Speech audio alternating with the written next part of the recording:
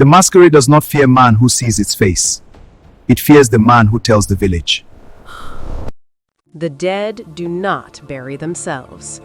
That was what Obiora's mother always said. He did not understand it as a child. He understood it now, standing at the edge of the forest at first light, watching Ichie Okafor pour libation before the ancestral shrine, the same hands that had counted silver coins in the dark 3 market weeks ago, trading breathing men for metal. Obiora had seen it by accident. He had followed the smell of herbs near the river path, his medicine bag slung low on his shoulder. The moon was half hidden. Voices carried.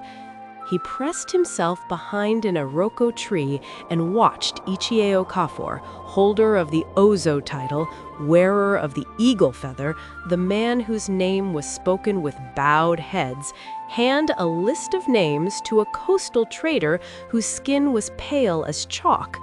Names from the rival Uzo clan, but names Obiora recognized.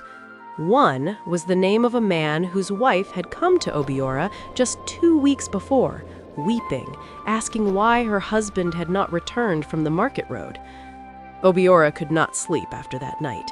He ground no herbs, he could not eat. He sat in his obi and listened to the compound breathe around him, his wife turning in her sleep, his son coughing softly, and he understood that the truth he carried was a hot coal. Hold it too long and it burns you. Drop it carelessly and it burns someone else. Ichie Okafor had ears in every quarter. His palm wine flowed at every gathering. When he laughed, elders laughed with him. When he accused a man, that man became a ghost before the week ended. Who would believe a Dibia? Obiora began quietly. He visited the family of the missing man with herbs for grief and asked questions gently, the way a healer pulls a thorn, not pulling, just pressing around it. He found 2 other families, then a third. A pattern, like the markings on a tortoiseshell, began to show itself. He went to Nwachaku, an old man who owed him nothing and feared no one because he was already dying. Obiora told him everything. The old man was silent for a long time. The masquerade does not fear the man who sees its face, he said at last. It fears the man who tells the village.